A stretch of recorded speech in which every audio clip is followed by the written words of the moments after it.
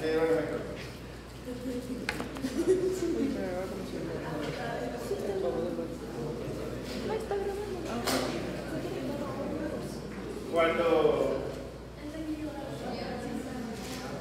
Cuando se produce esa posición. Ya se ve en tétano. ¿En qué más se ve? En cualquier tetania, ¿no? ¿Verdad? ¿Qué diferencia entre tetania y tétano? El tétano es una enfermedad y la tetania es un síndrome, ¿verdad? La tetania puede ser producida por otras causas que no sean el Clostridium, ¿verdad?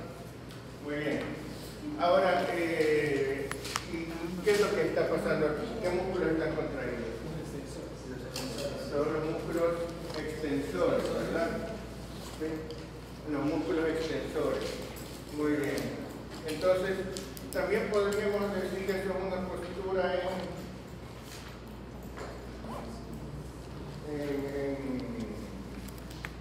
de celebración.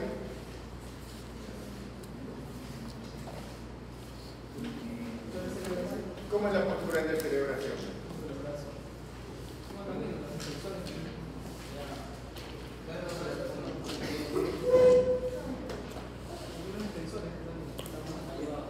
En la postura de celebración también están los extensores así.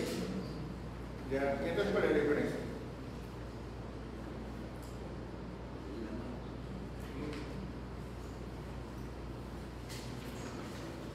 Realmente esto solamente es una exageración de la postura de celebración, en que los extensores están realmente produciendo una flexión dorsal en vez de solo una extensión, ¿no? ¿Verdad? Porque están efectivamente contraídos. Pero el mecanismo básico es el mismo, ¿verdad? Hay una contractura de los músculos extensores. En el caso de la tetania, del osteótono, es una especie de calambre muscular, es una postura en que se produce una contracción sostenida, ¿no? La postura de celebración puede ser sostenida o intermitente, ¿sí? ¿Qué es lo que tenemos en ambos casos? Tenemos una contractura de los músculos extensores, ¿no? ¿Y qué es lo que está aumentado? ¿Está produciéndose un movimiento o se está aumentando el tono muscular extensor? El tono muscular. ¿Qué es el tono muscular? La fuerza que tiene el músculo. La fuerza, a ver, pero ¿cómo la explicaría? Porque yo puedo decir que un músculo es muy fuerte y no necesariamente estoy hablando del tono muscular. Porque es la contracción del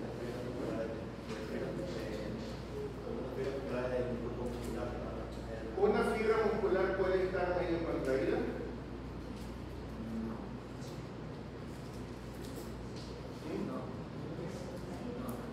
¿Puede una fibra muscular aislada estar semi-contraída? No, las fibras musculares aisladamente o están contraídas o están relajadas, porque en ese caso hay impulso nervioso. Y el impulso nervioso puede una neurona dar medio impulso. No, ¿verdad? Eso es lo que se llama de ley del todo o nada. La neurona descarga o no descarga. Pero, y entonces, ¿cómo que el músculo puede estar semi-contraído? Porque se contraen unas fibras y otras no. Entonces, la proporción de fibras que estén contraídas es lo que da la fuerza de contracción del músculo, ¿verdad? Normalmente los músculos están en un estado de semi-contracción. ¿Qué quiere decir eso? Que una de sus fibras están contraídas y otras no. ¿Cuánto tiempo puede contraer un músculo al máximo antes de que se fatigue? Así más o menos al ojo. ¿Cuánto tiempo pueden estar con un músculo contraído al máximo antes de fatigarse? ¿Podrán estar 2 horas? No, ¿verdad? Bueno, ¿y pueden estar 2 horas de pie? ¿Pueden estar 4 horas de pie? Cómodos, pero pueden estar 4 horas de pie, ¿verdad? Para estar de pie necesitan que los músculos antigravitatorios estén contraídos, ¿verdad? ¿Cómo pueden hacer que estén contraídos tanto tiempo? Porque las fibras se van alternando. Un momento están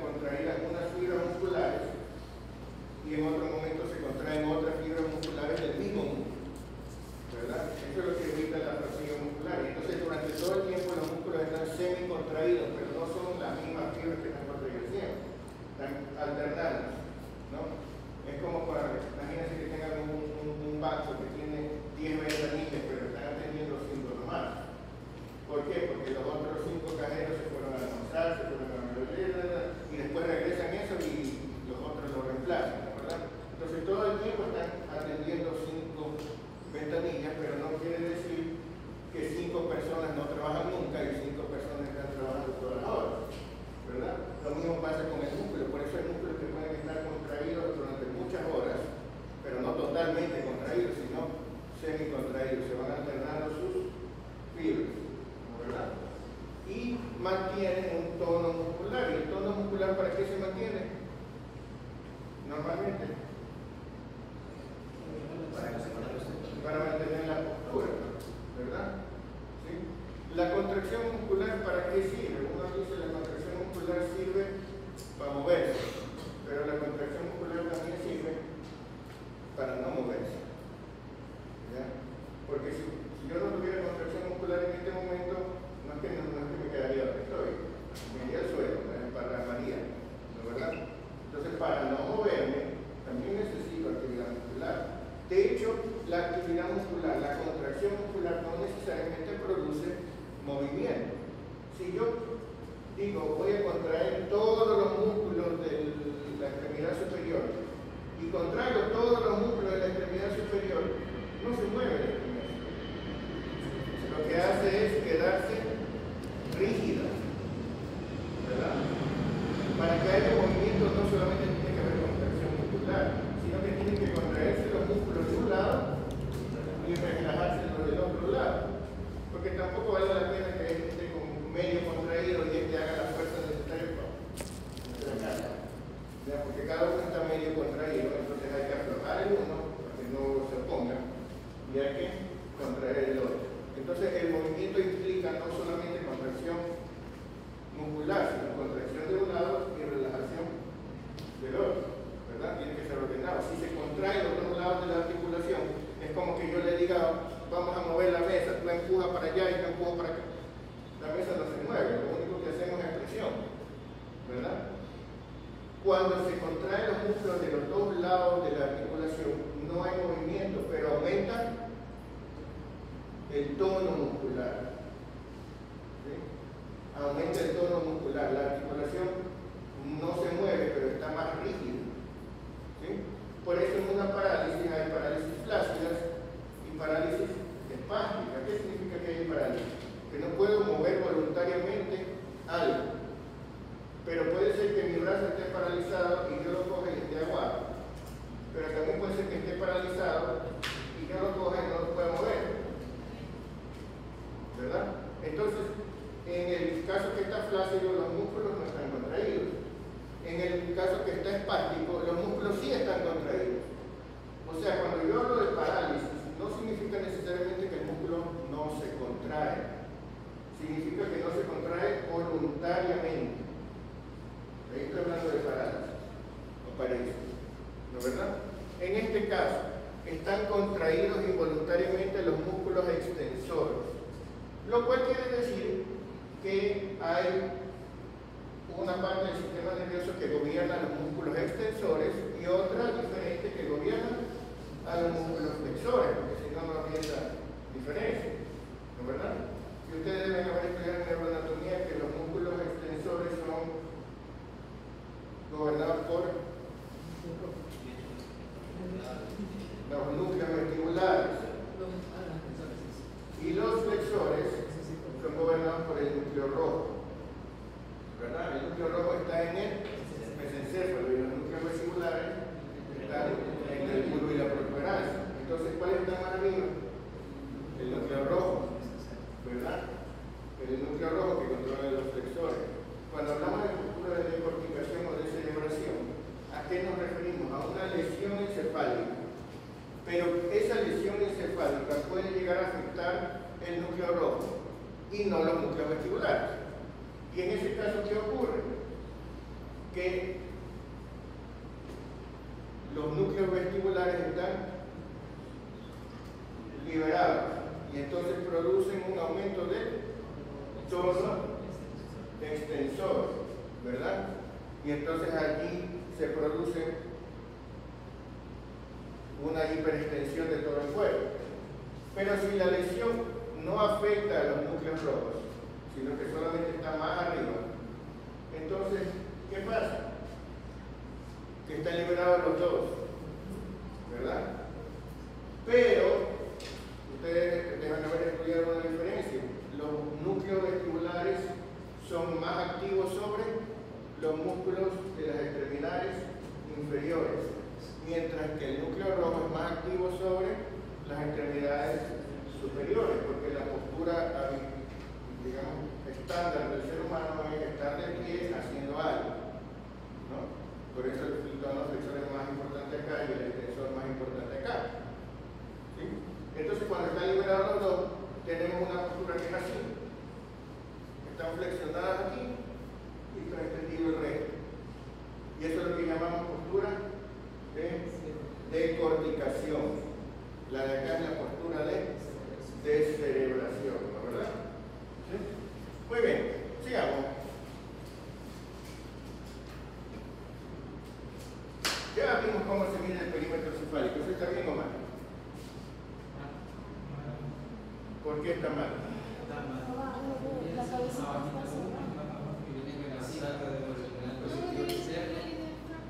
Porque tiene que ser un paralelo al plano de Frankfurt. ¿Y cómo es el plano de Frankfurt?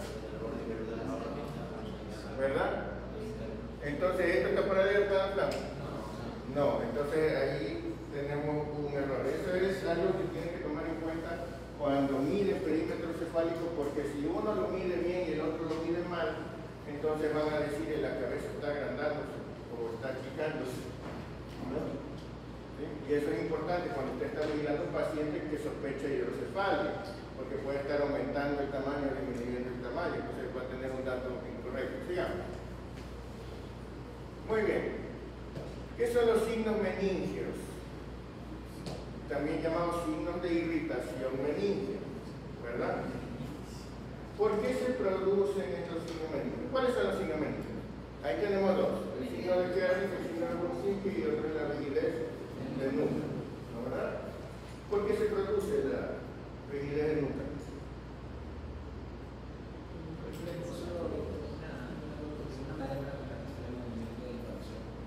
Cuando algo está inflamado, duele moverlo, ¿verdad? Y como reflejo para proteger las cosas inflamadas, a veces hay contracciones musculares que impiden el movimiento. Cuando usted tiene, por ejemplo, una hernia discal o algún problema de columna, a veces se queda rígido, no puede moverse, porque se contractura el músculo para proteger al hueso. Cuando usted tiene peritonitis, se le pone hematoma en el tabla. ¿Por qué? Porque se contractura involuntariamente, no es que usted voluntariamente lo hace, sino involuntariamente se contracturan los músculos. ¿Para qué? Para impedir el movimiento del peritoneo. Cuando usted tiene inflamadas las meninges, se contracturan los músculos de la espalda y de la nuca para impedir el movimiento de la columna, impedir que se estiren las meninges, ¿verdad? Y eso mismo hace que se produzcan estos signos, porque cuando usted hace esto o hace esto, ¿qué es lo que está haciendo? Está estirando las meninges. Y entonces, para evitar que se estiren más, se produce la reacción contraria. ¿Sí? Entonces, estos son los signos de irritación meningia. En los niños, los signos de irritación meningia pueden ser muy difíciles de ver antes de los 2 años. Y en casos de meningitis pueden resultar muy tardíos. ¿Por qué? Porque esta contractura es una contractura original en un reflejo, es un reflejo. Entonces el sistema nervioso es el que mismo lo produce. Si el sistema nervioso está mal, entonces puede ser que no lo produzca. Pero no solo eso, en los niños pequeños el sistema nervioso está inmaduro. Acuérdense que la vía piramidal se meniniza cerca de los 2 años, ¿no? ¿Verdad? Entonces, en los niños pequeños puede ser que usted tenga meningitis y no tenga signos meningios. Y como no tiene signos meningios, diagnosticar meningitis es más difícil. Porque ¿qué le da una meningitis? Una meningitis le puede dar fiebre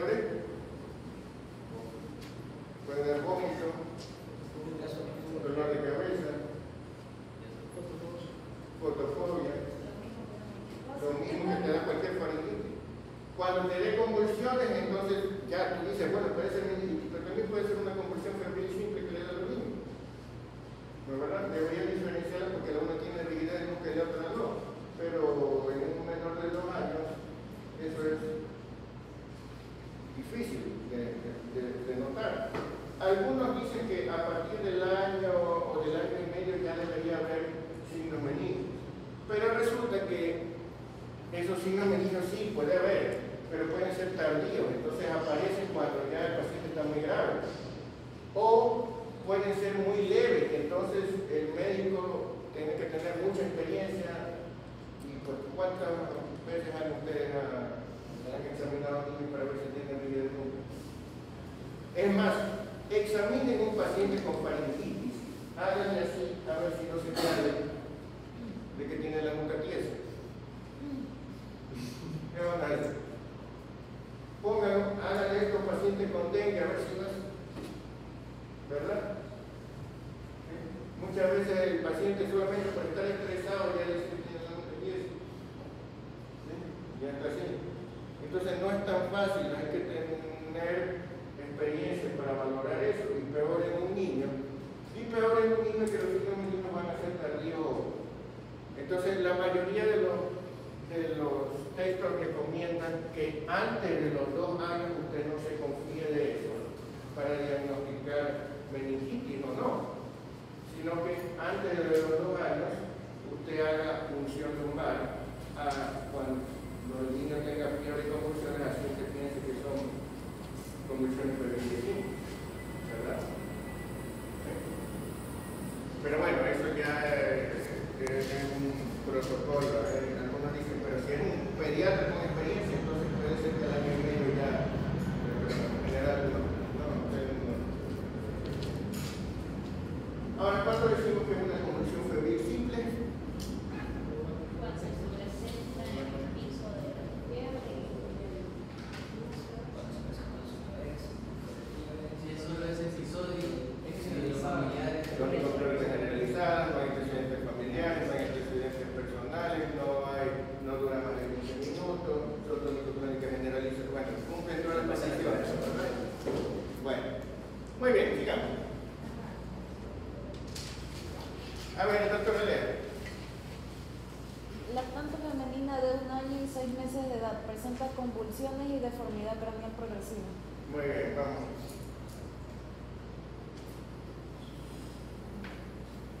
Doctor. No, tenemos una tomografía axial complexa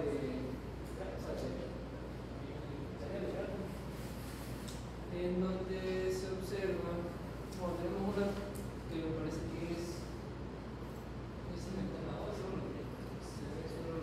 ¿Contraste o no?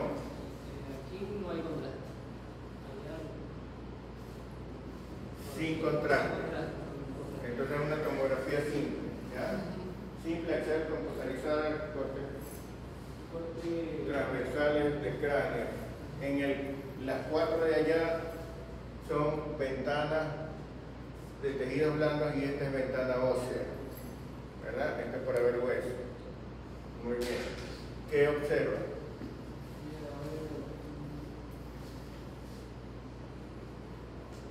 A ver, en esta tomografía de aquí, como se observan ambos globos oculares, se observan los lobos temporales del cerebro, se observa la fosa posterior del cerebro. Bueno, y se ven los demás. Entonces a ese nivel estamos en la base del cráneo, ¿no? ¿Verdad? Ahí se puede ver claramente la fosa anterior, la fosa media y la fosa posterior, ¿no? ¿Ya? Se puede ver. ¿Cuál es el límite entre la fosa anterior y la fosa media? ¿Qué es esto? Las alas menores del esfenómeno. ¿Cuál es el límite entre la fosa media y la fosa posterior? ¿Ah? El borde superior del peñasco del hueso temporal, ¿no? ¿Verdad? ¿Ya? Entonces aquí debería estar la silla turca, ¿no? ¿Verdad? Aquí esto es fosa anterior, la parte de acá no se ve porque está más cortado y está en las órbitas, ¿no? Muy bien. Entonces, ¿qué más observamos? Bueno, eso está aquí y Y Esta es médula ósea. ¿Por qué se ve aquí más blanco?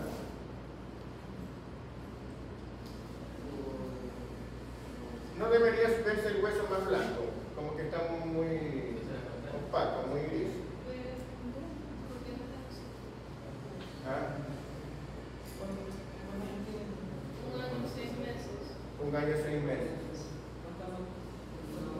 La velocificación sí hay, pero no tenemos el hueso tan duro, tan calcificado como el de un adulto. Tenemos un hueso de niño, un hueso más blando, ¿no es verdad? ¿Sí? La parte que se osifica más es aquí. ¿Qué parte es esta? El peñasco. ¿Qué hay aquí dentro? El oído interno. Esto protege a las estructuras del oído interno. Pero esta parte se osifica más, pero el resto es un hueso más blando, ¿no es verdad? Muy bien, sigamos. Eso es normal. Reconozcan que eso es normal para que no digan, ¡ay, esta es la causa de la peñasco! ¿Ya? ¿Qué más? bueno, en la tomografía se hacen bordes más superiores. ¿Hay algo anormal o todo está bien? O sea, por ejemplo, en este corte de aquí, no sé si, pero por ejemplo, el ventrículo se ve como más, pero yo lo veo como más abierto, reducido. Acá se ve más.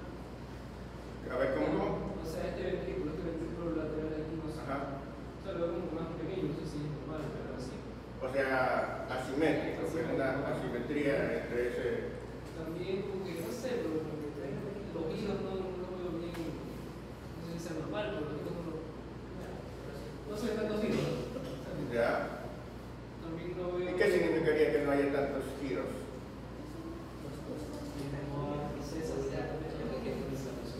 Puede ser que haya edema, ¿no? Edema cerebral. ¿Ya? Porque también, no sé, por la materia gris, la blanca, o así hay. Acá por ejemplo no veo tanta diferencia. Muy bien. ¿Alguna otra cosa? ¿Alguien ve algo más?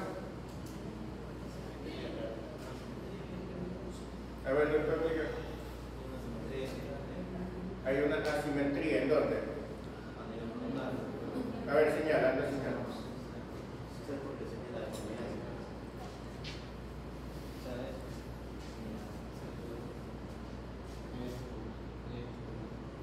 Está asimétrico.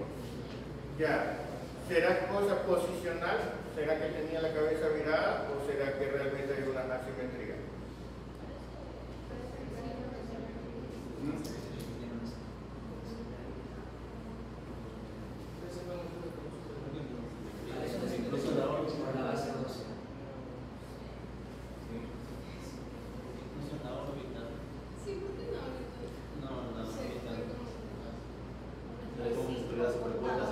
Fíjense que no es solamente que un nivel está más arriba que el otro, porque cuando está, imagínense que la cabeza es girada, ustedes van a ver asimétrico, porque un corte va a estar más arriba que el otro, pero todo este lado va a estar más arriba que este otro lado o viceversa, pero aquí tenemos que estos lados están más o menos a la misma altura y aquí no. Y por otra parte, vemos que toda esta parte está reducida con respecto a esto, o sea, no solamente está reducida en este sentido, sino también así, ¿verdad? Entonces, estamos viendo una asimetría craneal verdadera. ¿Así? Muy bien.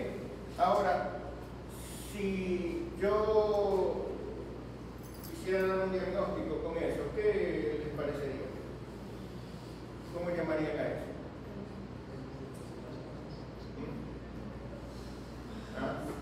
Buscamos en Google cabeza rara, cabeza deforme, niño feo. Cuando era simétrica se podía decir plagiocefalia. Eso es una plagiocefalia. ¿Sí? Una asimetría craneal es una plagiocefalia. ¿Sí? ¿Ya?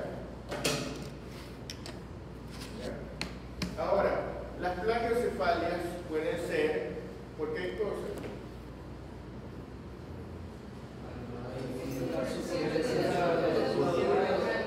Entonces puede ser una craneosinostosis, ¿verdad? ¿Qué significa craneosinostosis? Tiene prematura de la estructura.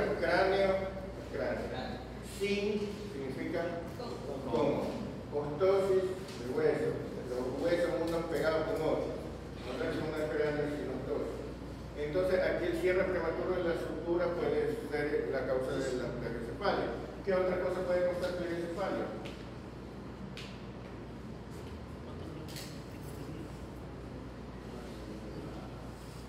Puede ser masa intracraneal, tal vez. Una masa intracraneal, un tumor que produzca una asimetría, ¿no, verdad?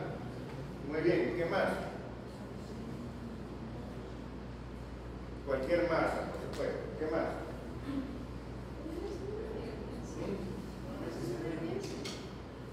¿Pero de qué? Solamente que tengan un palocel de...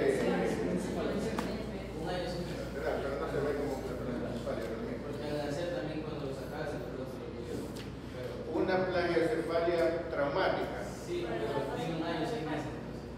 Ajá. Puede ser una plagiocefalia posicional también. ¿Sí?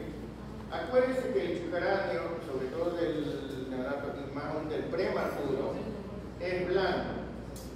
Imagínense esos prematuros extremos que los sacan y están con enfermedad de membrana hialina y los ponen en ventilador mecánico y los tienen intubados así durante 3 meses. ¿No? Termina deformándose el cráneo solamente por estar mucho tiempo en la misma posición, porque el cráneo es blando. ¿Sí? Exacto. Entonces pueden haber plagiocefalias posicionales, ¿no, verdad? ¿Sí? En este caso, ¿qué tenemos? ¿Qué antecedentes tenemos? Tenemos antecedentes de... ¿qué?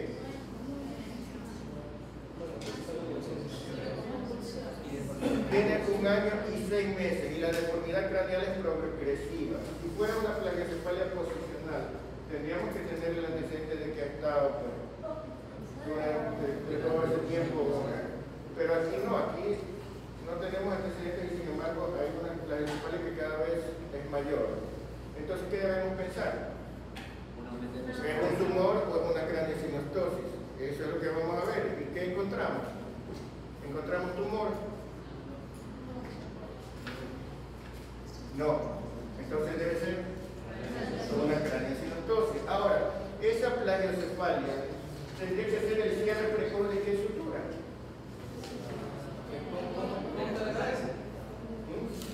Para que esté produciendo eso, tiene que ser la sutura coronal de un lado. ¿Verdad? ¿Sí?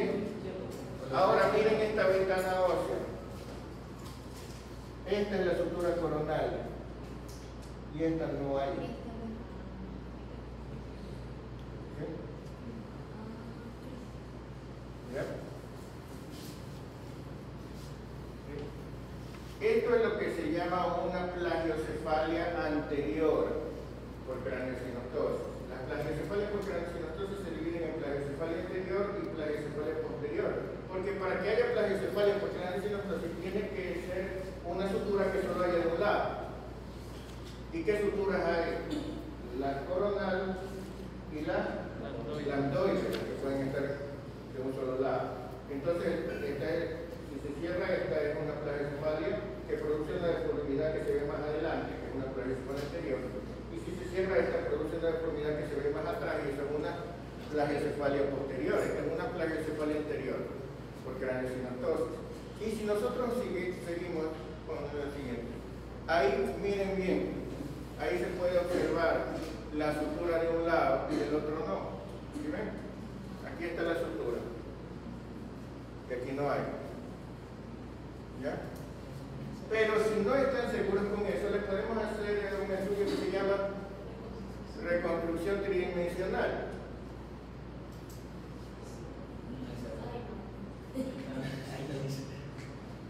¿Ya? ¿Se dan cuenta? Señalen la sutura coronal. Ahí está. ¿Y dónde debería más estar? ¿Sí? Fíjense cómo ese cierre precoz no solamente ha afectado el cráneo, sino también la órbita. Porque la órbita, parte de la órbita es cráneo, ¿no es verdad? ¿Sí? Entonces, a veces los pacientes que tienen deformidades craneales los consultan porque tienen un aspecto extraño en la mirada de los ojos, ¿no es verdad? A veces incluso han consultado pensando que es, por ejemplo, una tosis palpebral, pensando que es una microoftalmía o pensando que es algún problema ocular o pensando que es un exoftalmo si produce lo contrario. ¿Sí? Por ¿Ya? eso ahí se ve osificado en ese momento. Por eso, perdón. Se ve como osificado. Claro, que ves el arco de un lado y el otro arco está a otra altura. Exacto. ¿Ya? ¿Se dan cuenta? Entonces, fíjense ustedes que tenemos ahora, si tenemos una órbita, ¿cuál es la órbita normal y cuál es la anormal ahí? Ya. Y esa anormal está, por eso, la anormal, o sea, esta, la anormal, ¿está más profunda o menos profunda? Menos profunda. Ahora, si usted tiene una órbita menos profunda, ¿cómo se va a ver el ojo? Entonces, este paciente puede ser que consulte por exoftalmo.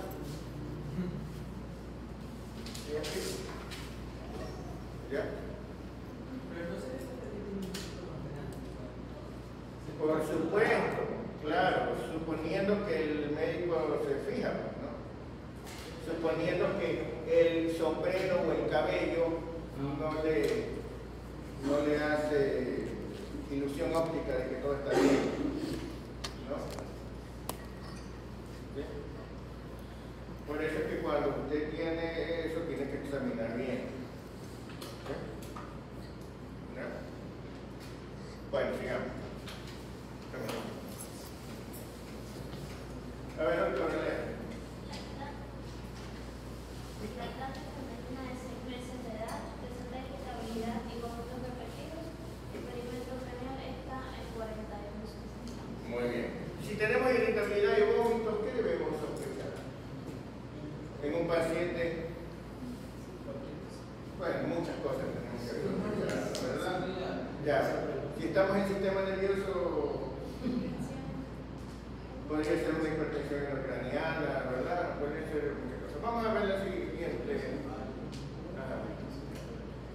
Nada más para que vean 41 centímetros. 6 meses. A ver, acérquese, doctor, y señales. ¿Qué edad tenía? 6 meses.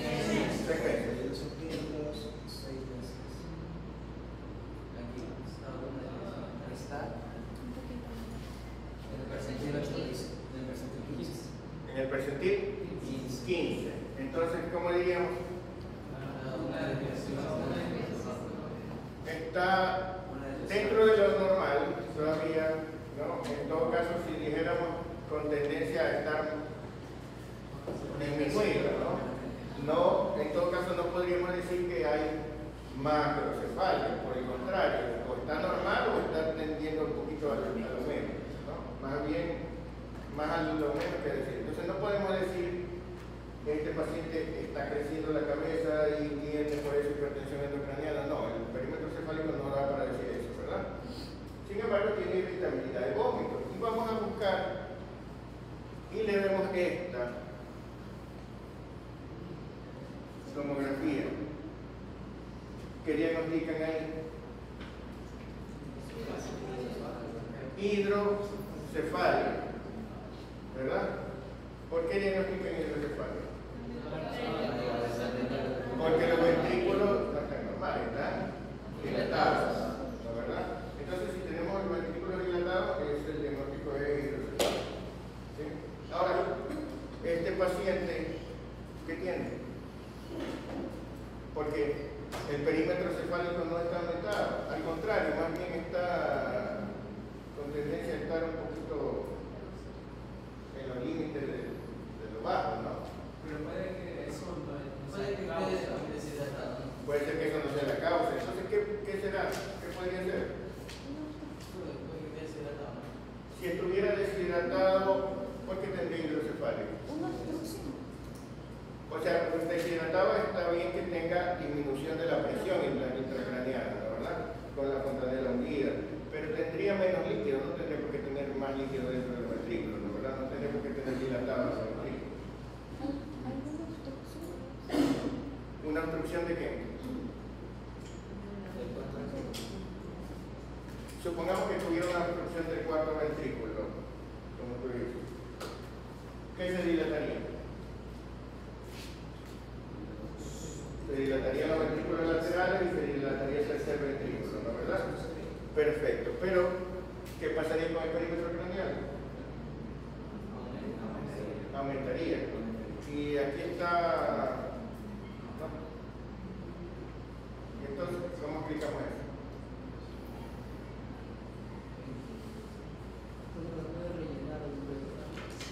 ¿Ah? Razones.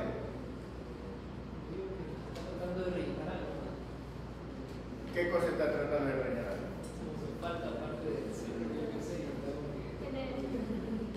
O sea, el líquido está tratando de rellenar la ausencia del cerebro. ¿Y cuál sería? Algún síntoma, Claro, pero ¿qué es lo que está pasando ahí para que provoque eso? ¿Qué la ausencia del cerebro que tú dices, cómo se llamaría? Porque no, tampoco es que está ausente el cerebro, ¿no?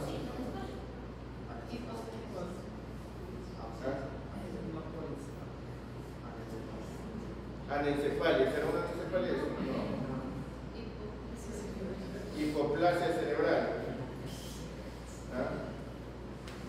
Podría ser una hipoplasia cerebral. Podría ser una atrofia cerebral. ¿Ah? Si tuviera una atrofia cerebral, ¿se vería los ventrículos dilatados?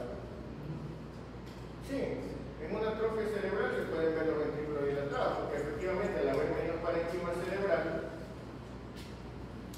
pues queda un espacio vacío que el líquido además lo rellena, como dice, ¿no?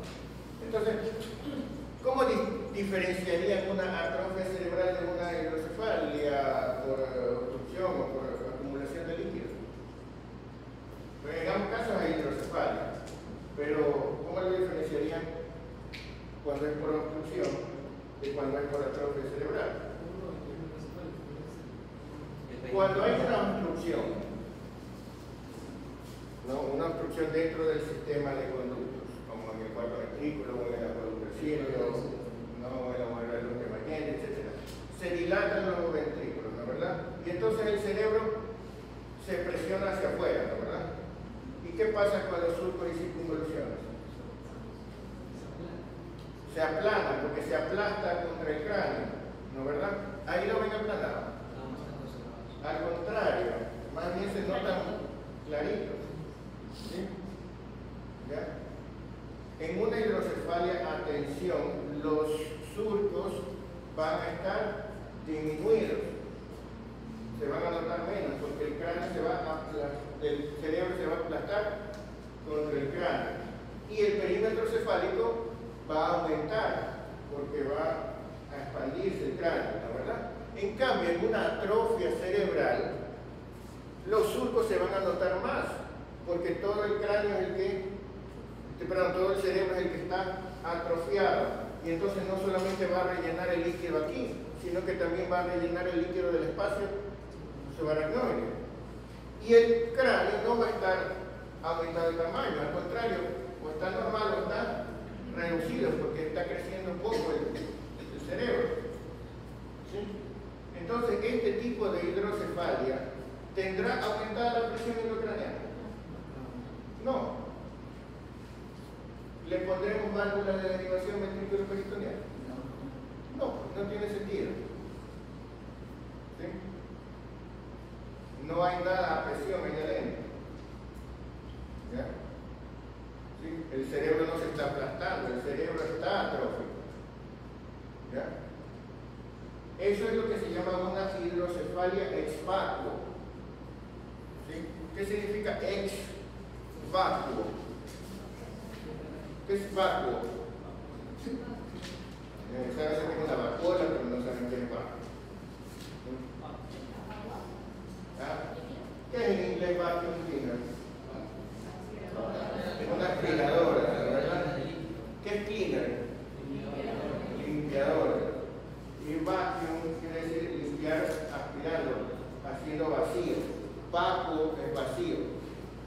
Hidrocefalia ex vacuo significa hidrocefalia por vacío. Las neuronas muertas dejan un espacio vacío,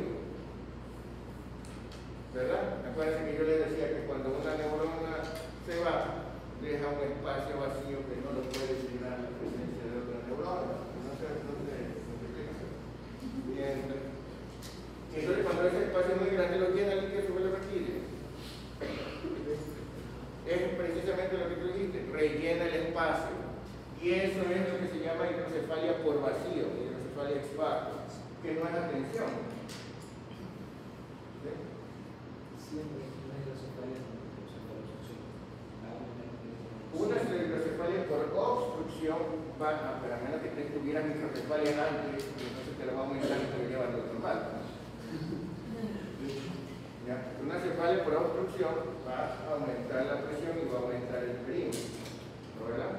Ahora, solamente existe una posibilidad más de que esta imagen se vea en una verdadera hidrocefalia de atención, que es si la obstrucción fuera a nivel de los plexos, perdón,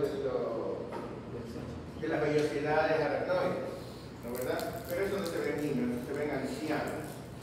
En los ancianos que pueden tener degeneración, una lesión degenerativa de las vellosidades coroides, de los corpúsculos de Pacchioni, donde se absorbe el líquido cefalorraquídeo, entonces la obstrucción está acá. Y entonces, ¿qué pasa? Que se acumula el líquido, pero no solamente se acumula dentro de los ventrículos, sino que también se acumula en el espacio subaracnoide. Y entonces tienen esta misma imagen, los ventrículos dilatados y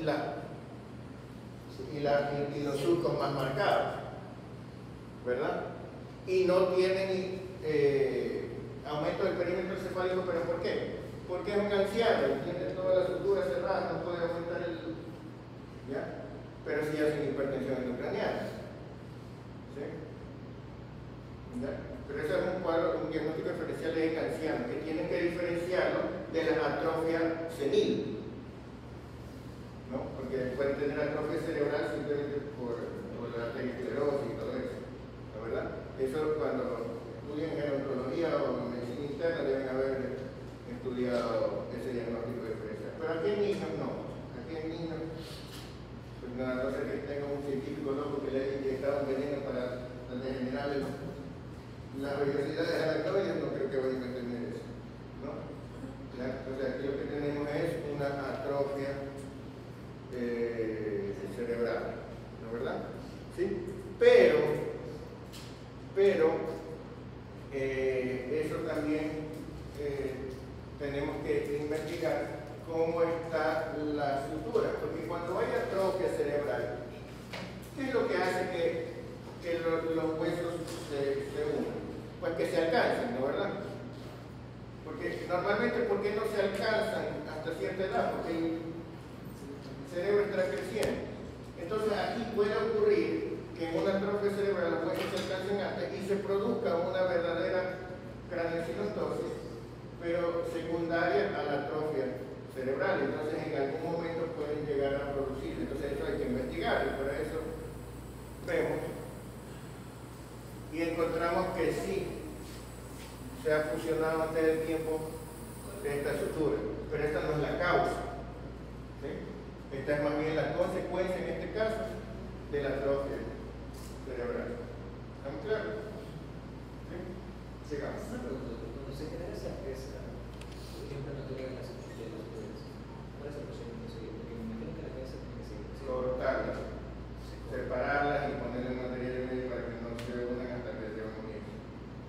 Y ese material Hay que hacer cirugía y abrir la sutura. ese material de por qué es de la tela. No, es sintético. Sí. Bueno, por lo menos esa es la técnica ahorita, pero no sé, cuando ustedes lleguen ya a lo mejor traemos otra técnica nueva. Diseñamos nosotros. Hacemos trasplante de cabello ahora. Sigamos. Sigamos. Un lactante mayor de sexo femenino. A ver, doctor Lea.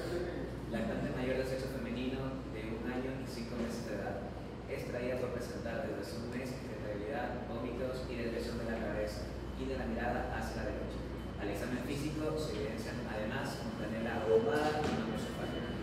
¿Qué debemos sospechar?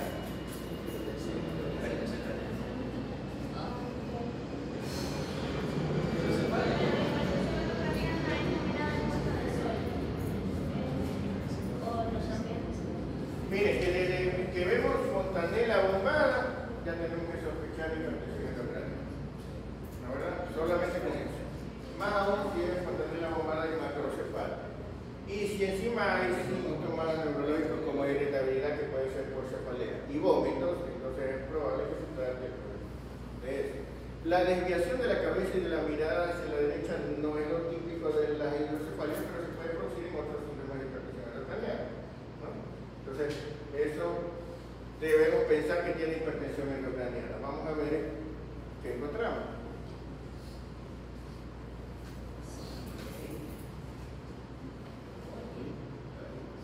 Entonces, no hemos encontrado la típica hidrocefalia nada más por obstrucción, porque encontramos ahí algo que es, ¿qué parece ser? Una masa. Parece ser una masa de algo. No puede ser una hemorragia, puede ser un absceso, puede ser un tumor, puede ser un quiste. ¿Qué parece ser? Muy bien. Porque, ¿dónde estaría localizado ese tumor? Si tuvieran que dar el reporte, ¿dónde dirían que está localizado? En el lóbulo temporal izquierdo, ¿no, verdad? ¿Sí? ¿Cómo saben que ese es el lóbulo temporal? Y está cerca de la base del cráneo. Esto es la fosa craneal anterior. Entonces aquí debe estar asentado el lóbulo frontal. Esta es la fosa craneal media. Entonces aquí debe estar asentado el lóbulo temporal. Esta es la fosa craneal posterior. Entonces aquí debe estar asentado el cerebelo y el tallo aquí. ¿Ya? El lóbulo occipital no está en la fosa craneal posterior. El lóbulo occipital está encima de la sien del cerebelo. ¿No, verdad? ¿Ya? Entonces, si yo le digo que el lóbulo es este es el lóbulo izquierdo del cerebelo.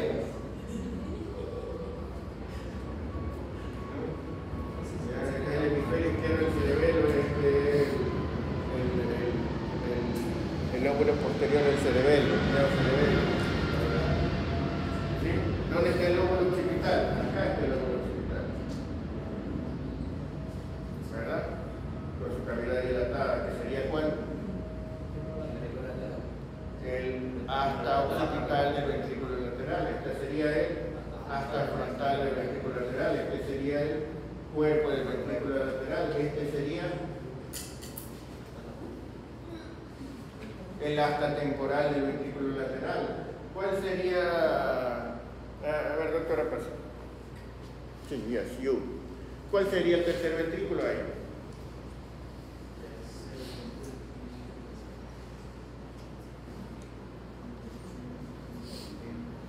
¿Cuál sería el tercer ventrículo? ¿Dónde queda el tercer ventrículo?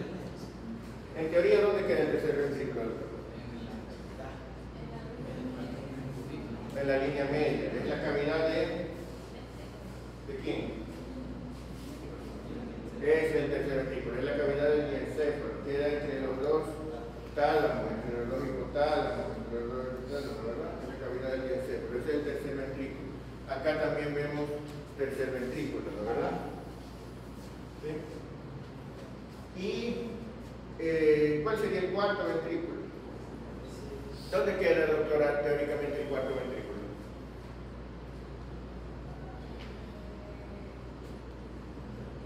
Acuérdense que el cuarto ventrículo tiene forma de rombo.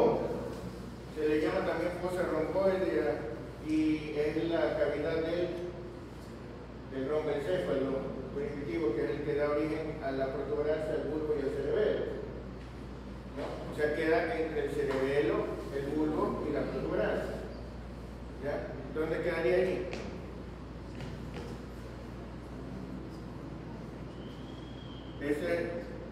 ¿Dónde está el cerebelo?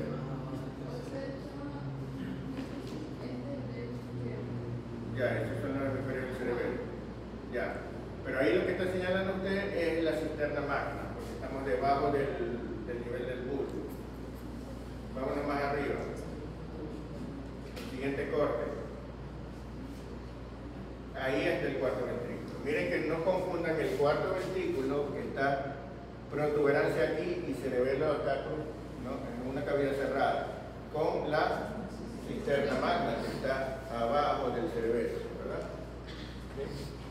Entonces, este es el cuarto ventrículo. Entonces, si usted ve esta tomografía, doctora, dígame qué ventrículos están dilatados.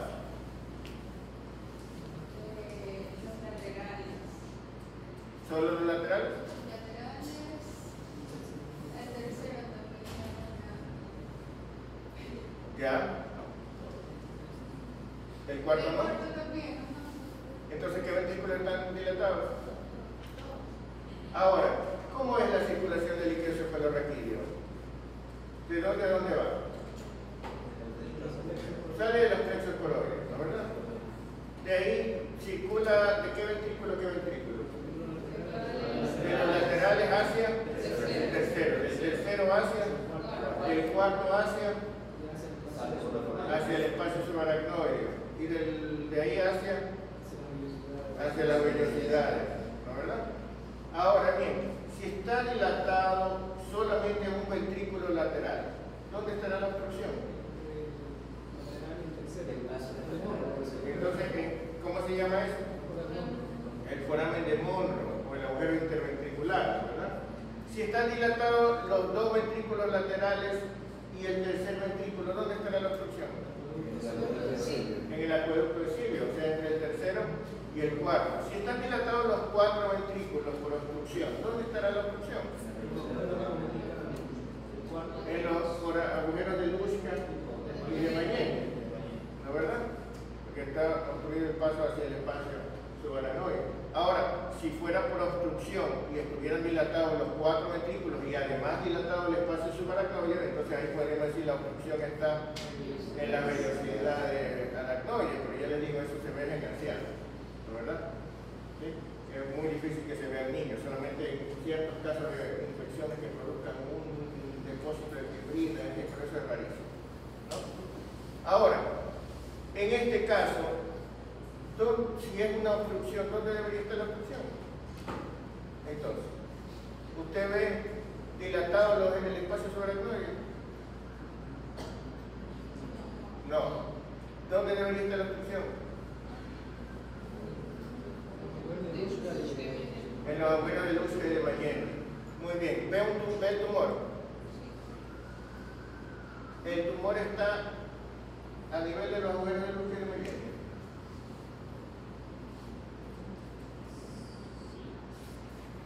¿Saben dónde están los agujeros de Luschka y de Mayen? Ajá. Como que por acá están los agujeros de Luschka y de Mayen, ¿no, verdad? El tumor está ahí. Entonces, ¿ese tumor está produciendo una obstrucción en la causa de la hidrocefalia? No. Entonces,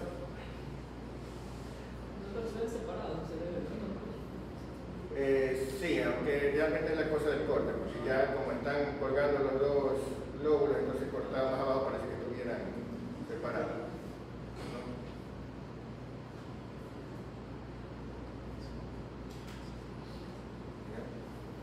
Lo que tenemos es la variante que yo les decía, una mega cisterna magna, eso sí. Eso lo mantiene una variante normal. No produce patología.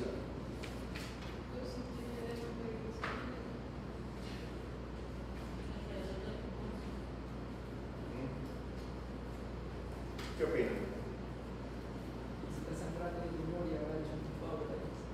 ¿Y obstruido dónde el coágulo? Y que esté sangrando el tumor. Ya, ¿y dónde está la sangre? Porque yo no veo la sangre.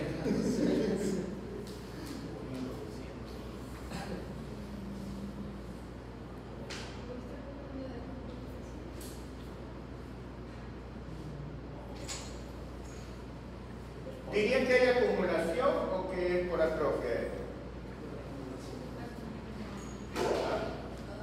¿Qué decían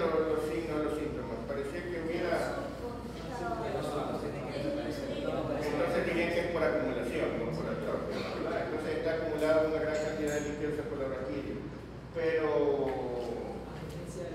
¿por qué habría demasiado líquido cefalorraquídeo? Cuando una sustancia está en exceso, ¿por qué puede ser? Asumen que es porque hay obstrucción, pero puede haber exceso de producción. ¿Quién produce el líquido cefalorraquídeo? Los plexos coroides. ¿Qué les parece ese tumor?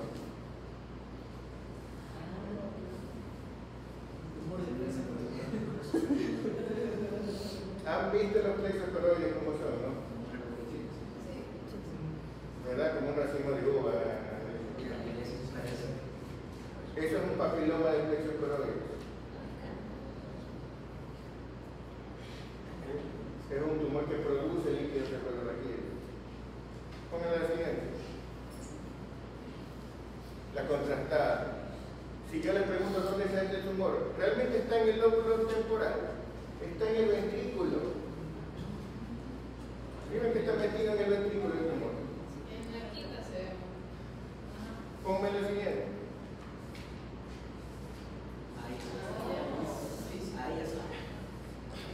Ponme la siguiente.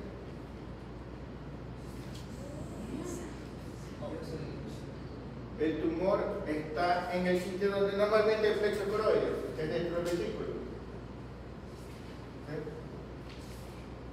Eso es un papiloma del plexo coroides. Y ustedes ven que capta mucho el medio contraste, ¿no? ¿Verdad? ¿Por qué? Porque el plexo coroideo es muy ricamente vascularizado, porque eso es lo que hace producir la sangre de la sangre del espacio. ¿Sí? ¿Qué me siento? Eso es un papiloma del plexo coroideo, ¿no? ¿Verdad? ¿Cómo le vas a hacer? Entonces el tumor no que estaba comprimiendo y por eso producía obstrucción. Estaba produciendo líquido cefalorraquídeo. ¿Sí? ¿Cuál es el pronóstico de estos pacientes? Pues eso depende de si el cirujano le saca el tumor bien o no. Estirpas el tumor, suponiendo que lo estirpas completo, que no hay metástasis, que lo haces a tiempo, el pronóstico es bueno. Ahora, si lo haces cuando ya ha destruido el cerebro, cuando ya ha habido mucha atrofia cerebral por la presión, entonces ya hay secuelas. ¿Ya? Y si no lo trata, pues se muere. ¿Sí? Porque ya se hace eliminación de amígdalas y ya se para. Pero es paciente. ¿Ah? ¿Paciente suyo? ¿O es paciente suyo? Sí, fue paciente suyo. Del hospital, claro. Mío no hay ningún paciente. ¿De hospital? Ajá. Ajá. ¿Sí? Pero si sabe cómo le fue. La verdad es que no me acuerdo porque eso son ese. Ajá. Es que una vez tanto que ya no tiene cómo se le queda. Sigamos. Muy bien. A ver, doctor, lea. Bueno, de 6 días sido con movimientos normales, parto vaginal de recién nacido de 16 semanas según Capuro. Capuro dijo que era 36. Peso de 2.50 gramos, talla de 44 centímetros y peso de 18 centímetros. Perímetro cefálico de 28 centímetros. Y el test de anular de 6 en 8. 6 al minuto y 8 a los 5 minutos. Madre de 19 años, ingesta, 7 controles prenatales, presenta IBU durante el segundo trimestre. A las 28 semanas de gestación, la madre presenta amaurosis súbita del ojo izquierdo. En otro centro realizan estudios de laboratorio y dan tratamiento con ácido fólico y otra medicación que no recuerda continuar recibiendo su padre. Muy bien. Sí saben lo que es amaurosis, ¿verdad? La pérdida de la visión, ¿no? ¿Verdad? Muy bien. Entonces perdió transitoriamente la visión. Y Bueno, y después de eso, pues, nace el bebé y ¿qué le pasa? Muere. Presenta convulsiones. Además, ¿qué presentaba el bebé? Además de las convulsiones. ¿Ah? Y los movimientos normales son las convulsiones, porque la verdad, además de eso que presentaba. ¿Ah? Ay, no estamos atentos. A ver.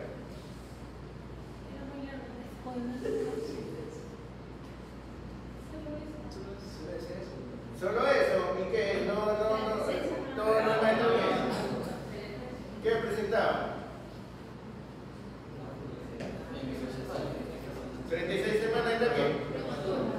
Entonces además presentaba prematurez y el peso está bien. Bajo peso, ¿y qué más? ¿El perímetro está bien?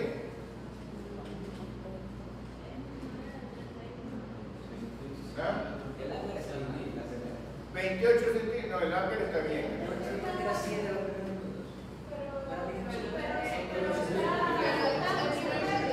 A ver, no les dije que el solo era para tomar decisión en ese momento y que no explicaba nada después. Ya que no tenía esa clase. No tenía esa clase. Ya, el ángel está bien. Ajá. El perímetro cefálico está disminuido. ¿Ya? ¿Cómo se llamaría? Microcefalia, ¿verdad? Bueno, pero vamos a ver ahora sí la TAC. A ver, doctora. Yes, you. Describa.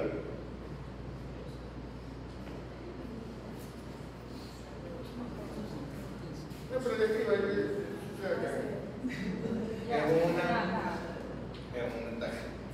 Es una tomografía computarizada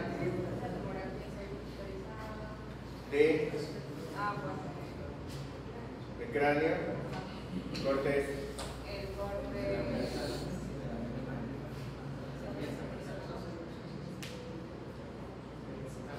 sagitales, coronales, parasagitales,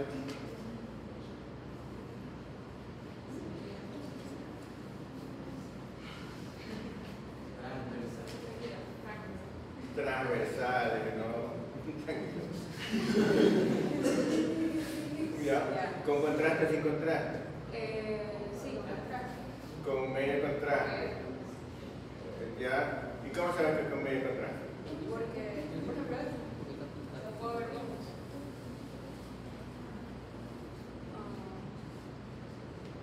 ¿Cómo sabes que hay medio contraste en una tomografía de cráneo? Obviamente va a ser intravenoso, porque no va a estar los intestinos ahí, ¿no? ¿Ya? ¿Cómo sabes que hay un contraste en una... ¿Cómo sabes que hay medio contraste en una tomografía? Porque se ve medio contraste ¿en dónde? En las cisuras. En las cisuras, o sea, pero no en la cisura, digamos, dentro de las...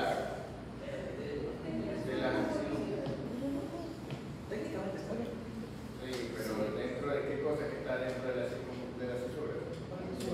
Dentro de los vasos sanguíneos, ¿verdad? Dentro de las arterias, ¿verdad? Dentro de los vasos sanguíneos. ¿Ya? Entonces, ahí usted ve medio contraste dentro de los vasos sanguíneos. ¿Ah? A ver, señáleme el polígono de Willis.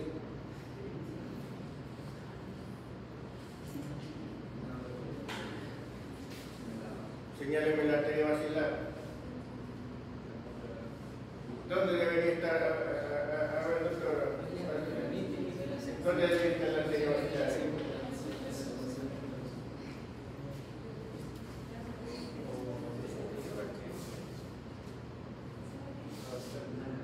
¿En dónde? Por ahí, no, pero ¿en dónde? ¿Dónde está la arteria basilar?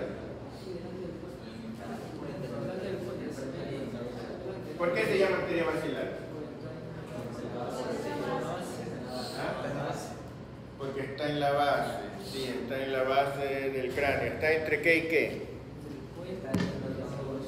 Está entre la porción basilar del occipital y la porción basilar del puente. ¿Verdad? ¿Cuál es la porción basilar del puente? Ese es el puente. ¿Verdad? Mire que aquí hay un puente. ¿Sí ven? Ese es el puente. Ya saben por qué le dicen puente. ¿Ya? Este es el puente de Baroglio por protuberancia anular. ¿Cuál es la porción basilar? ¿La de adelante o la de atrás? La de adelante, que es la que está sentada sobre el hueso occipital. La porción basilar del occipital, ¿cuál es? La que está delante del...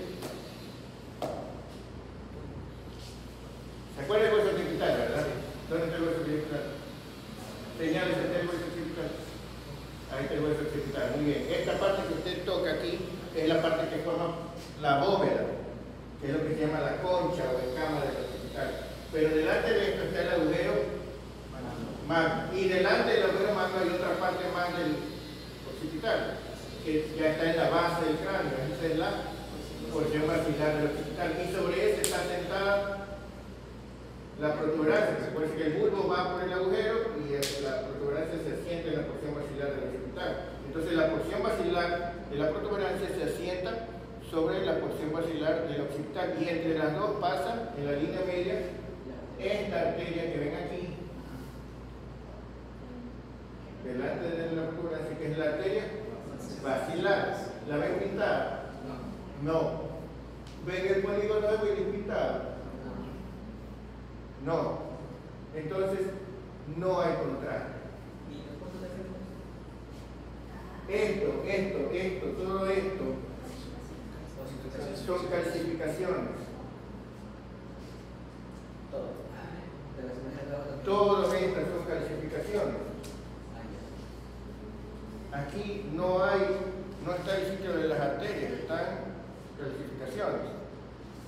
¿Sí? Es más, estas calcificaciones, si ustedes se dan cuenta, están justamente en la periferia del parénquima. Si ven que no están justo en medio del parénquima, sino más bien pegados a los ventrículos, al espacio subaracnoide, etcétera, ¿no verdad?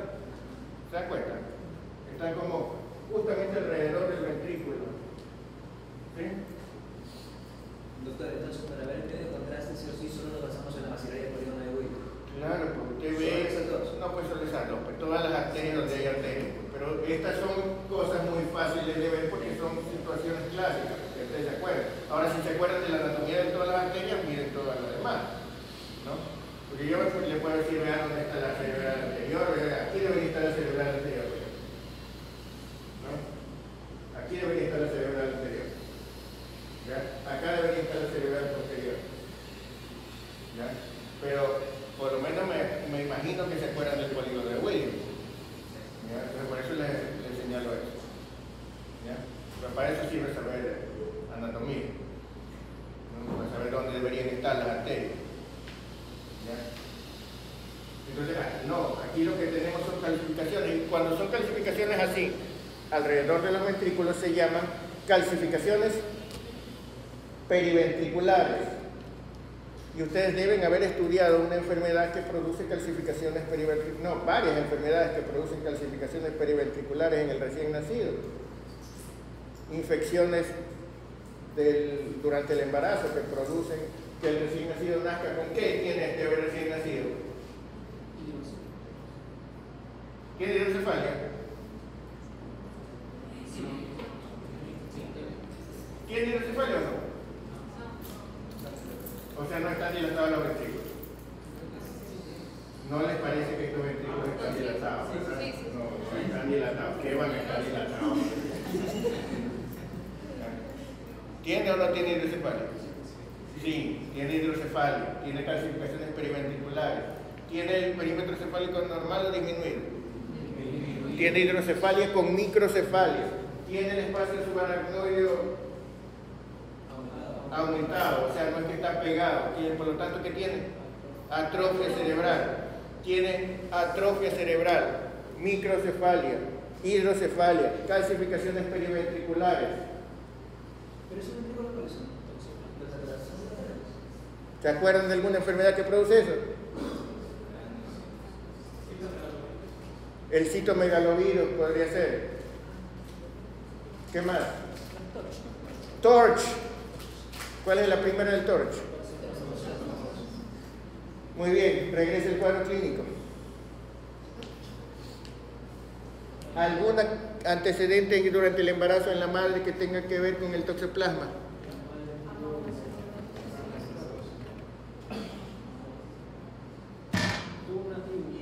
¿Por qué amaurosis?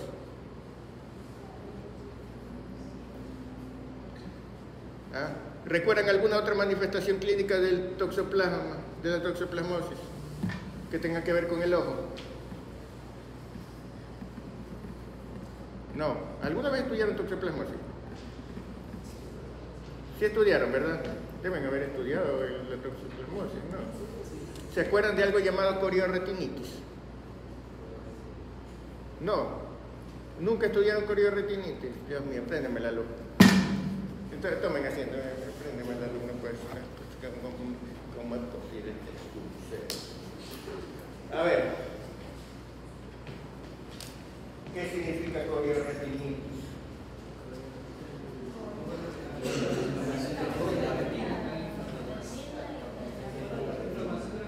Inflamación de la coroides y la retina, ¿verdad? Entonces, ¿se acuerdan cómo es de la anatomía del ojo? No me imagino. Eso lo deben haber visto en primaria. ¿No? Claro. A mí en primaria me enseñaron que el ojo tiene 3 cubiertas que son la esclerótica, la coroides y la retina.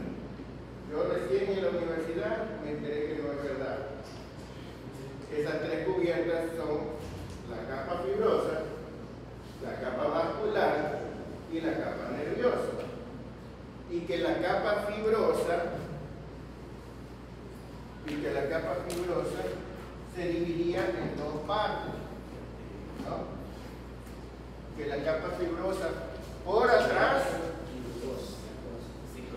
se llamaba esclerótica y que por delante se llamaba córnea, ¿verdad?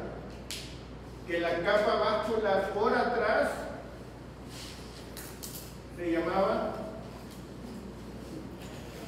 coroides y que por delante formaba el cuerpo ciliar y el iris, y que el iris dejaba un espacio en medio que se llama pupila, y que la capa nerviosa por atrás, mejor dicho, se llamaba retina, ¿no verdad? Y que esta retina daba origen al nervio, ¿verdad?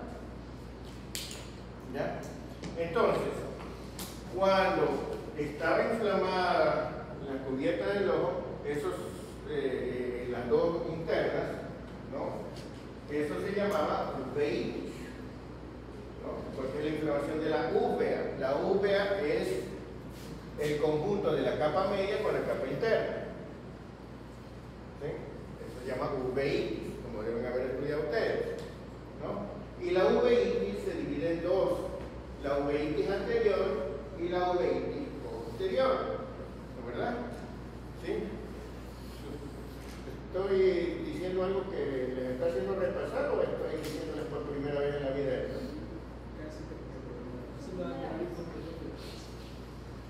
La uveitis anterior es la inflamación de la parte de adelante de la uvea y se llama también iridociclitis. ¿Han oído este término? Que significa inflamación del iris y del cuerpo ciliar. El cuerpo ciliar es el que tiene los músculos ciliares que aquí dan origen a las fibras celulares que son las que sostienen el cristalino. ¿No verdad? Esa es la uveitis anterior. Y la uveitis posterior se llama también coriorretinitis, que es la inflamación de la coroides y la retina. Entonces, la iridociclitis, ¿qué produce? Lógicamente que cualquier inflamación produce dolor. Hay dolor ocular en las 2. Pero, ¿qué es lo que produce si está inflamado el iris?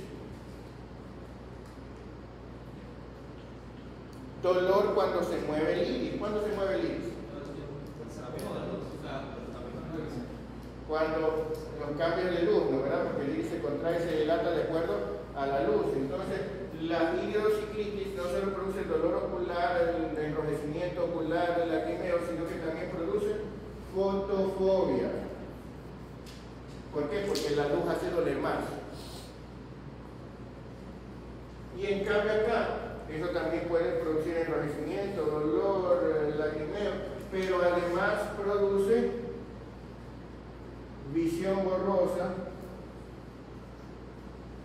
porque está afectada la retina, y si es más grave produce amaurosis. O sea, pérdida de la visión, porque se afecta la retina, pues, ¿no? ¿Ya? Una de las cosas que produce la primoinfección por toxoplasma es corioretinitis. De hecho, en el bebé también se investiga cuando tiene toxoplasmosis congénita, que es lo que tiene este niño. Aparte de las malformaciones, se investiga el ojo porque normalmente hay secuelas de corioretinitis. ¿Sí? ¿Ya?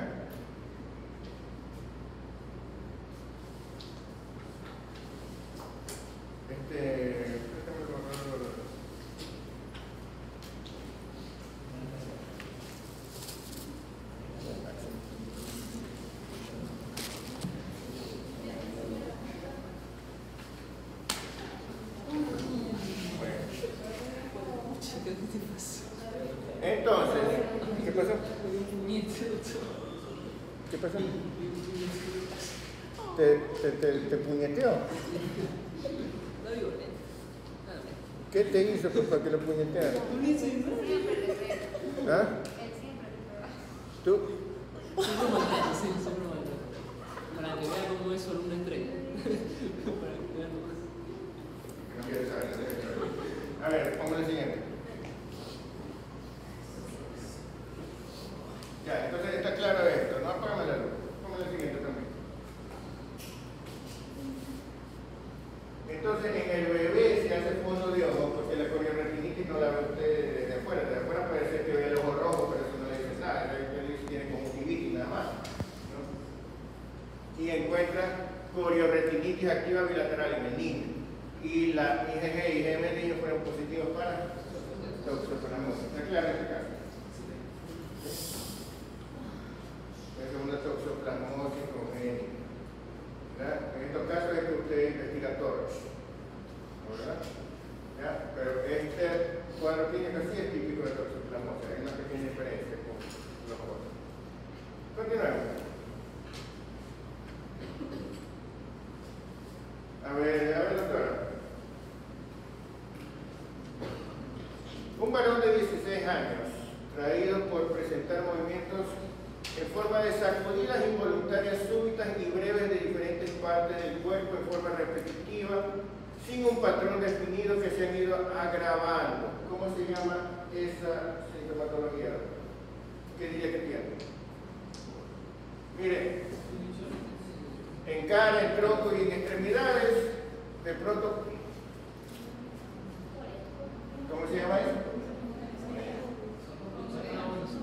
Eso no son convulsiones, ¿eso es? ¿Eso es?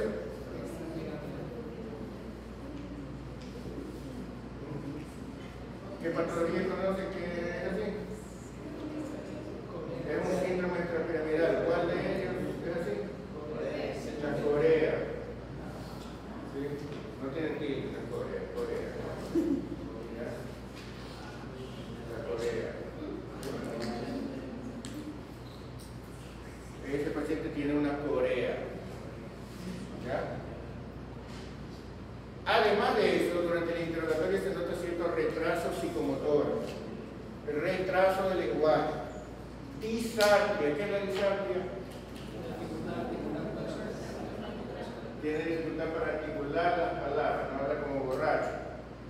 Tiene temblores, tiene incoordinación de movimientos, tiene dificultad para la marcha. Entonces tiene una serie de trastornos motores, ¿no? ¿Verdad? ¿Sí? Y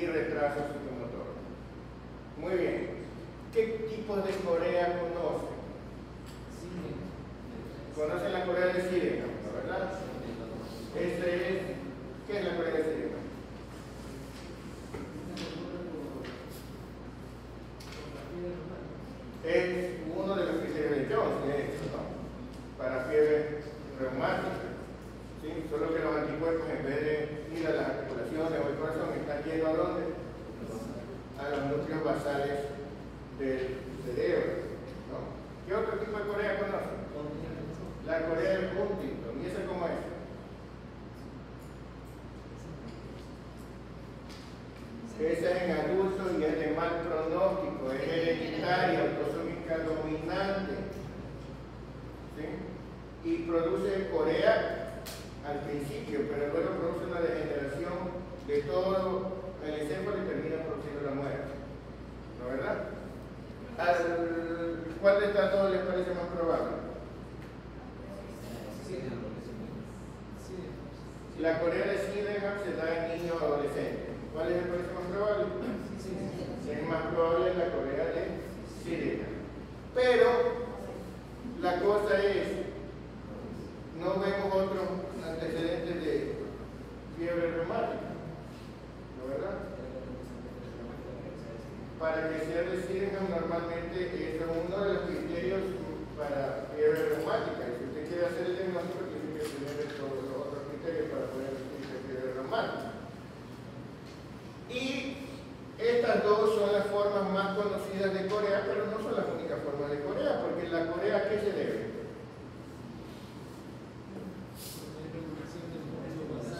La corea es un síndrome extrapiramidal y por lo tanto se debe a una lesión en el sistema extrapiramidal, en este caso a una lesión en los núcleos basales, específicamente a una lesión en el cuerpo estriado, ¿la verdad? Entonces, si tenemos una lesión aquí, no necesariamente solo puede ser por fiebre reumática o por una enfermedad genética autosómica.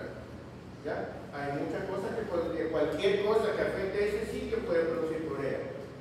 ¿No es verdad? Entonces, lo primero que vamos a ver es las imágenes para ver cómo están. Veamos. Muy bien. A ver, doctora, pase. Describa esa tomografía.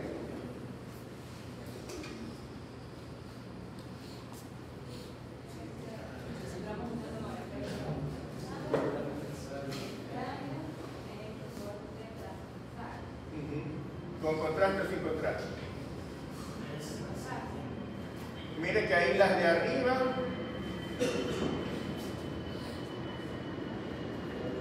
es difícil, pero se alcanza a ver un poquito de medio de contraste. Pero en las de abajo es muy notorio que el medio de contraste, miren, está en los lugares donde deben estar las arterias. ¿Sí? ¿Ya? Estas dos arterias son la cerebral anterior, que está justo en la estructura. Aquí no alcanzamos a ver la basilar porque es más abajo, ¿no? ¿Verdad? ¿Sí?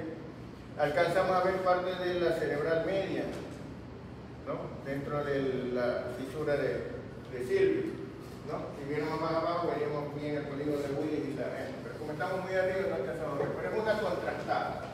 ¿Sí? ¿Qué más?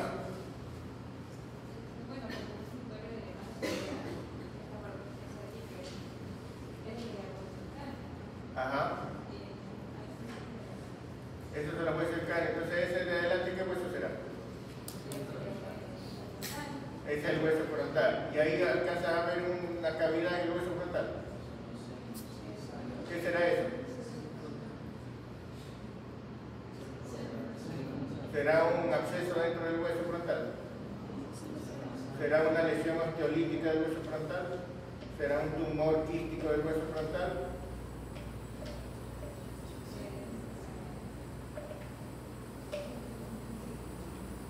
¿O normalmente hay una cavidad dentro del hueso frontal?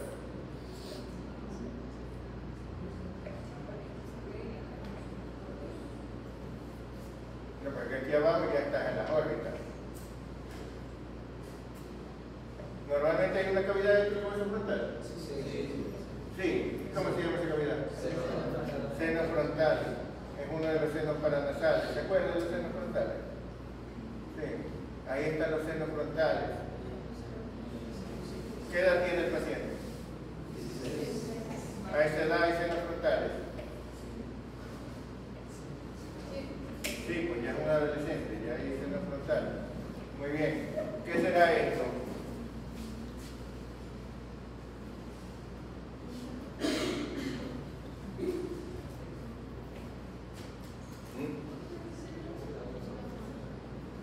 A ver, ¿quién me dice qué es eso? Parte del seno etmoidal. Bueno, podría decirse que es parte de un seno etmoidal, pero ¿qué parte del etmoides estaría ahí? Porque los senos etmoidales normalmente están en las masas laterales del etmoide, ¿no? Y ahí estamos en la línea media. ¿Hay alguna parte del etmoide en la línea media que se ve ahí? Eso es la apófisis cristagalia. ¿Sí? Y eso es un seno que se ha desarrollado dentro de la apófisis cristagalia. ¿Sí? Muy bien. ¿Ya? Lo mismo lo vemos acá, vemos que está en relación con se ha extendido desde los senos frontales, ¿no? Muy bien, ¿qué más? Vemos los ventrículos del cerebro. ¿Están o no están? A ver, señálame los ventrículos cerebrales.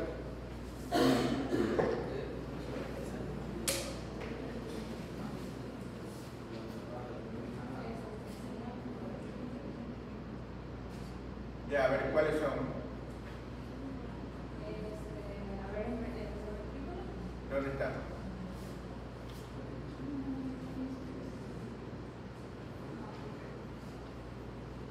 ¿Dónde está el tercer ventrículo? Teóricamente, ¿dónde está el tercer ventrículo? En la línea media, ¿en dónde?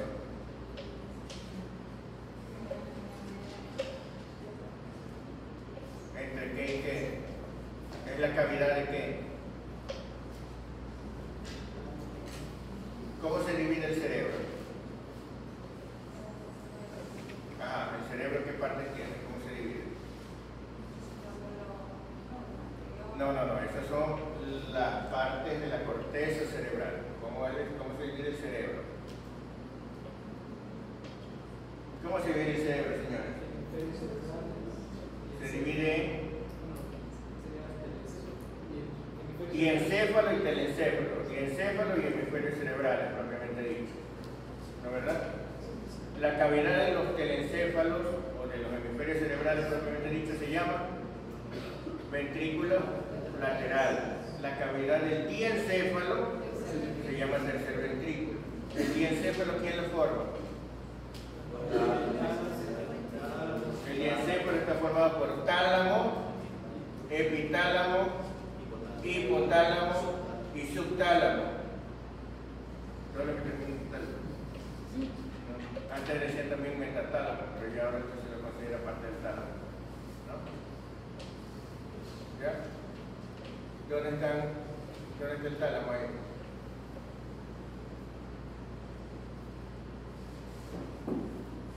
Aquí está el tercer ventrículo. ¿Sí? Esto es el tálamo. ¿Ya? Aquí están ventrículos laterales. ¿Qué parte es esta? Ya, pero ¿qué parte del ventrículo? Acuérdense que el ventrículo lateral tiene la forma del hemisferio cerebral. El hemisferio cerebral es así, ¿no? ¿Verdad? Tiene un polo frontal, tiene un polo temporal y tiene un polo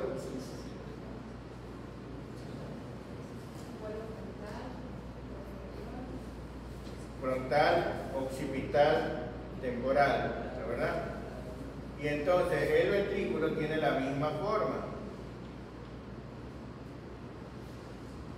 El ventrículo tiene una prolongación frontal o cuerno anterior o asta anterior del ventrículo. Este tiene una prolongación temporal o cuerno o asta temporal o inferior, ¿no? O esfenoidal, le dicen algunos, y tiene una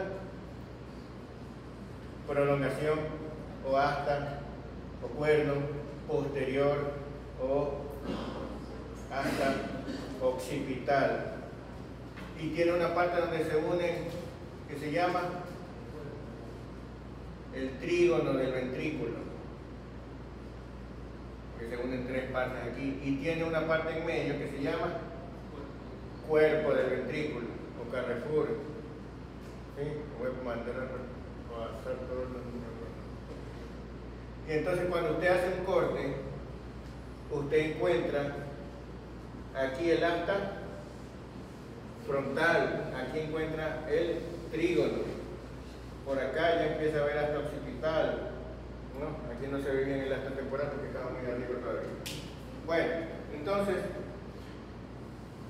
¿ve algo anormal en esta tomografía? ¿Qué cosa?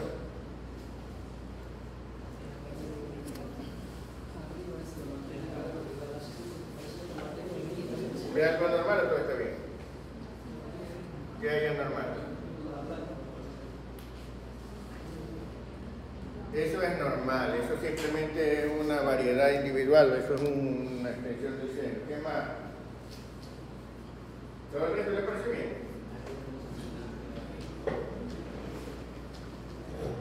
¿No ven nada raro?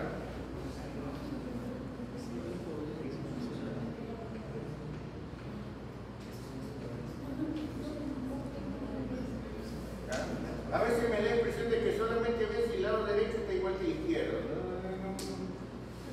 Si no hay anomalías asimétricas, no detectan.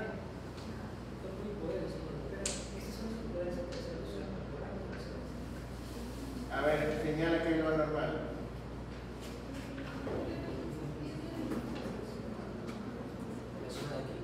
Ahí está claramente unas zonas hipodensas. ¿En dónde están? Si tú tuvieras que dar el reporte, ¿dónde están esas zonas? Observa zonas hipodensas. Frontal y lóbulo parietal. En la zona del No, solo en el lóbulo frontal. ¿Esto de aquí no es parietal? No. ¿Y la de acá? No. Todo es frontal. Todo esto es frontal. De aquí para acá es frontal. Todo esto es parietal. ¿Sí? Acá abajo es occipital y acá es temporal. ¿Ya? Porque cuando estamos acá arriba, solo ves frontal y parietal, nada más. ¿Ya? Eso solo es frontal y parietal. Así es. Porque estamos arriba. Si estuviéramos cerca de la base, ya sería Y todo eso diferente. es blanco, ¿verdad? Y todo es sustancia Blanca. blanca. Mire que la corteza no es la afectada. ¿Sí? Entonces, podemos observar una zona hipodensa muy notable en la sustancia blanca del lóbulo frontal, bilateral. Y noten, también hay algo más que es más difícil de ver, que no se nota tanto, que es una zona hipodensa aquí.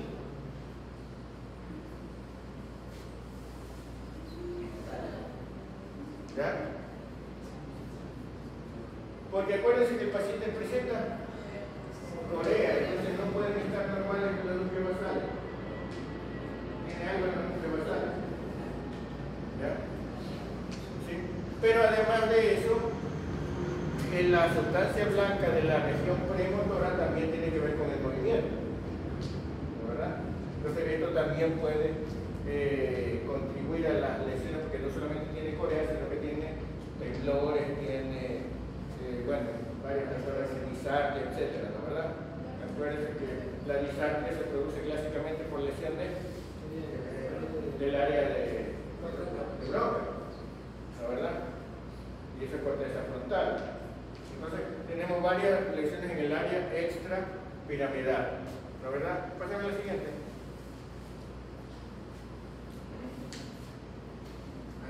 Ahí puedes ver la misma lesión en dónde está. A ver, descríbame esto, ¿qué es?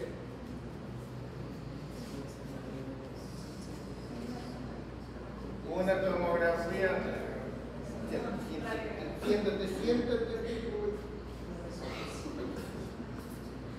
A ver, doctora. Pasa. Dígame, eso es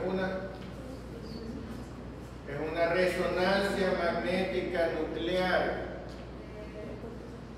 de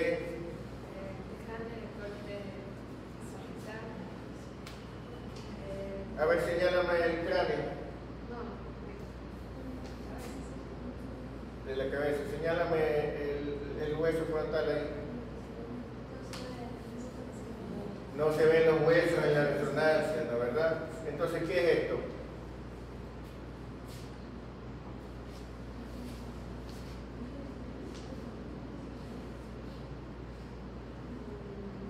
¿Sí ven que aquí hay una línea blanca afuera y hay otra línea blanca adentro, ¿no? ¿Verdad? La línea blanca de afuera, ¿qué es? Piel, tejido celular subcutáneo. ¿Y la línea blanca de adentro qué es? ¿Ah? Mira que termina aquí, ¿sí ves? Así como que frontal, parietal, occipital. Pero yo les dije que no se ve el hueso. ¿Y entonces? ¿Qué es eso? Las meninges. Y están partidas aquí, justamente aquí están partidas las meninges. Se fracturaron las meninges. ¿Qué creen que es? Vamos. No, ustedes sí son capaces de razonar, tienen cultura médica, ¿qué es eso?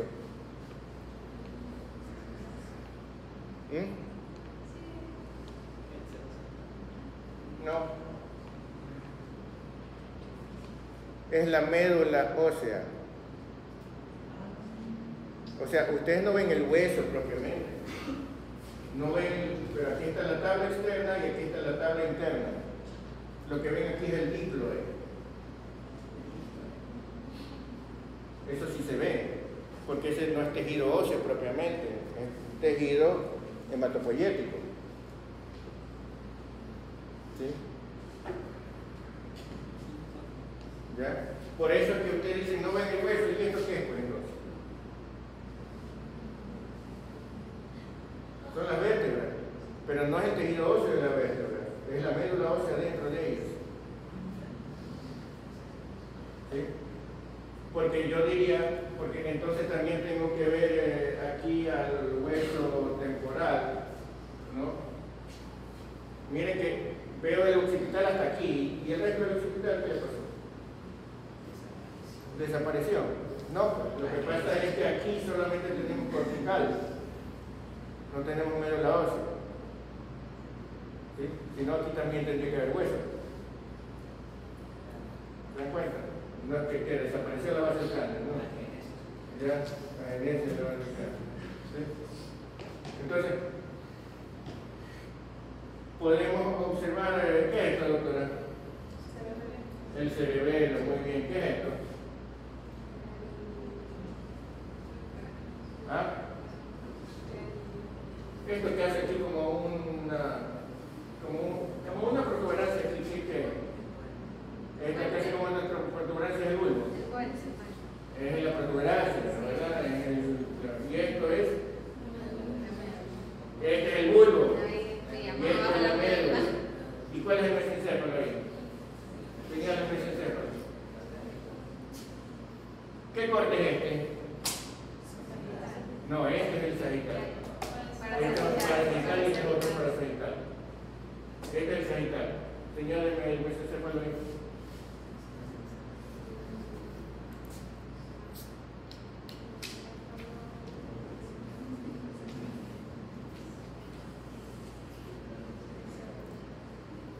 Señálame la protuberancia. Y entonces, ¿dónde está el mesencéfalo?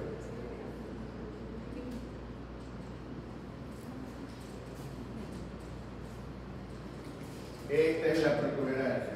Esta es la protuberancia. Esto es el bulbo. Muy bien. Ahora, la protuberancia y el bulbo son parte del tallo encefálico, que está formado por mesencéfalo, protuberancia y bulbo. Entonces, ¿dónde está el mesencéfalo? Esto es el mesencéfalo.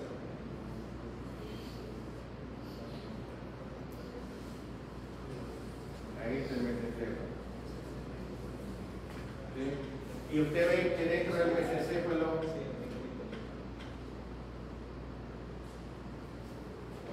hay un conducto.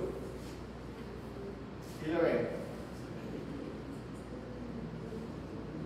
Hay un conducto que va desde el tercer ventrículo hasta el cuarto ventrículo. ¿Y cómo se llama ese conducto?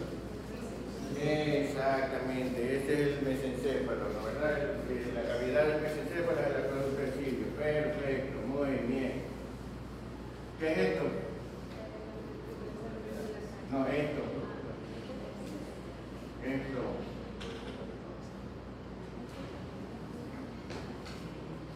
¿Qué es eso? El cuerpo calloso, muy bien. ¿Qué es el cuerpo calloso? La conexión. Un montón de fibras que unen un hemisferio con el otro. Pero ¿dónde está el tentorio? ¿Qué es el tentorio? La tienda del cerebelo, ¿dónde está?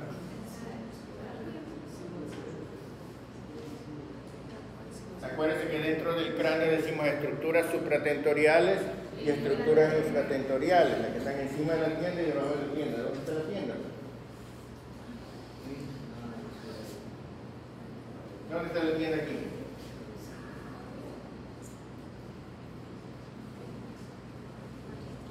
¿Por qué se llama tienda del cerebelo? Parece una tienda de campaña y está cubriendo a quién. Si se llama tienda del cerebelo, ¿está cubriendo a quién? ¿Dónde está el cerebelo aquí? Esto es la tienda del cerebelo. Esta es la tienda del cerebelo.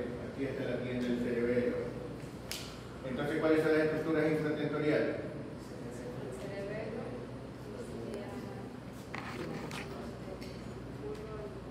El cerebelo y el tallo. Todo lo que está en las fosas posteriores. El cerebelo, el mesencéfalo, el bulbo. De hecho, el mesencéfalo es transtentorial, o sea, está por el límite.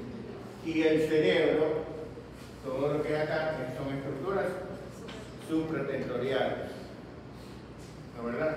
El diencéfalo es supratentorial. El cuerpo calloso es supratentorial. ¿Sí? Muy bien. ¿Ya? Entonces, aquí, ¿dónde está la lesión? Señale, perdón. Entonces, ¿se da cuenta que es el lóbulo frontal? Que solo es frontal. Mira dónde está el límite entre frontal y parietal aquí. ¿Cuál es el límite? El subcosectal o el de Rolando, que está por acá, ¿no? ¿Verdad? Entonces, todo esto es lóbulo frontal. ¿Sí? Por eso que yo le diría, aquí es frontal y parietal nada más. Si hacemos más abajo, ahí vemos occipital y temporal por acá. Bueno, entonces vemos eso. Sigamos el otro.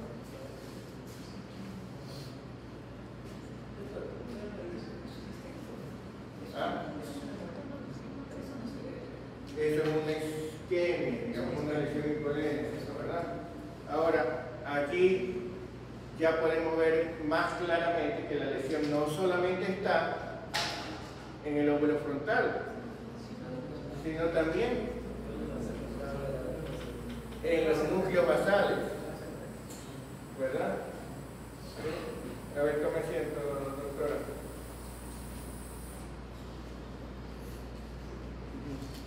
A ver, doctora, pasa. Señálame los núcleos basales ahí.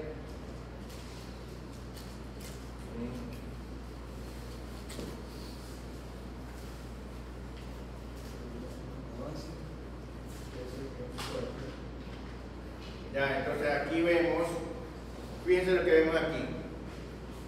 Aquí está, ¿esto cómo se llama? ¿Qué es eso? Ese es el tálamo. ¿Esto qué es? Esa es la cabeza del núcleo caudado. Muy bien. ¿Esto qué es? Este es el putamen.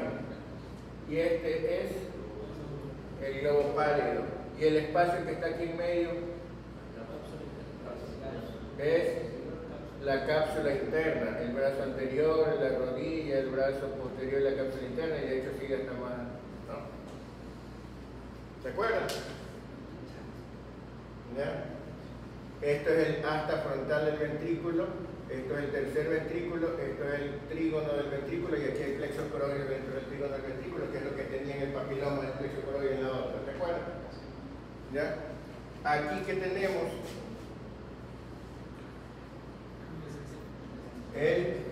mesencéfalo, y por lo tanto esto es el acueducto de Silvio. Aquí vemos al tercer ventrículo, y de hecho vemos un puentecito aquí que es la conexión intercalámica, ¿no verdad? ¿Sí? Muy bien. Aquí vemos que se unen las dos. Esto es la glándula pineal o epífisis, ¿sí? Este es el cuerpo del ventrículo. Aquí vemos algo de plexo coroides y de vasos sanguíneos, ¿no? Entonces, fíjense ustedes, ven los huesos del cráneo, pero si ven el diploide. ¿Sí ven? Esto que está afuera es grasa subcutánea y esto es el diploide del hueso. Y entonces esta sería la tabla externa y la tabla interna de los huesos del cráneo, ¿no verdad? ¿Sí? Bien. Bueno, entonces, como pueden ver, hay una señal es una hiperdensidad, es hiperintensa, aquí se llama hiperintensa. ¿En dónde? En la sustancia blanca subcortical del lóbulo frontal, en los núcleos basales y en el mesencéfalo. ¿Sí? Muy bien. Ahora, con esto, ¿cuáles serían las causas posibles de la corea? ¿Ya?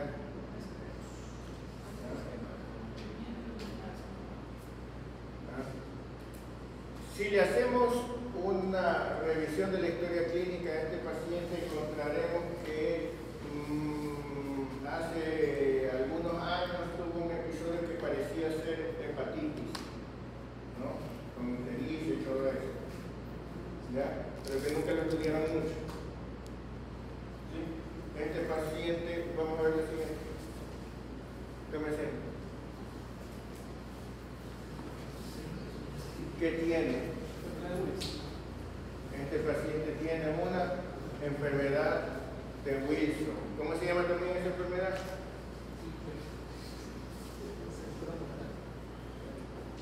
¿Cómo se llama la enfermedad de Wilson también? Busque sinónimo de la enfermedad de Wilson.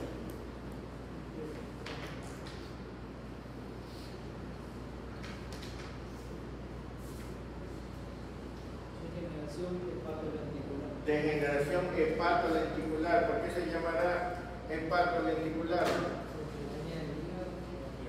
El hígado y el núcleo lenticular. Y el núcleo lenticular está formado ¿por qué se llama lenticular? Porque tiene forma de lente biconvexa. Está formado por putamen y globo pálido. ¿Sí? Afecta a los núcleos basales. Entonces puede producir corea. Estos pacientes, cuando uno estudia esta enfermedad, la enfermedad de Wilson, uno se acuerda del anillo de Kaiser-Fleischer.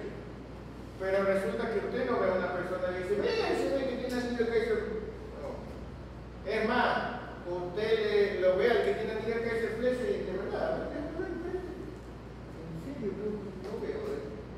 Usted tiene que hacerle un examen con lámpara de hendidura, ¿ya? Y saber bien cómo es para darse cuenta que tiene anillo de Kaiser-Fleischer.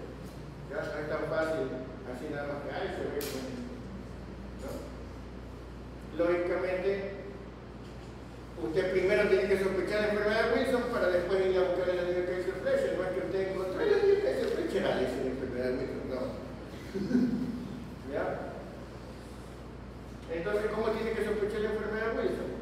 Usted puede decir hepatolenticular, entonces seguramente tendrá síntomas hepáticos y corea, pero no, porque la evolución de esta enfermedad, la evolución normal de esta enfermedad es que más o menos entre los 9 o 10 años presenta los síntomas hepáticos transitoriamente.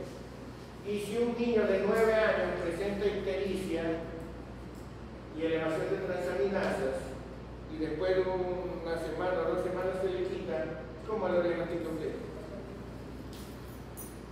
Como hepatitis. Y nada más. ¿Ya? No se puede investigar en enfermedad de Wilson.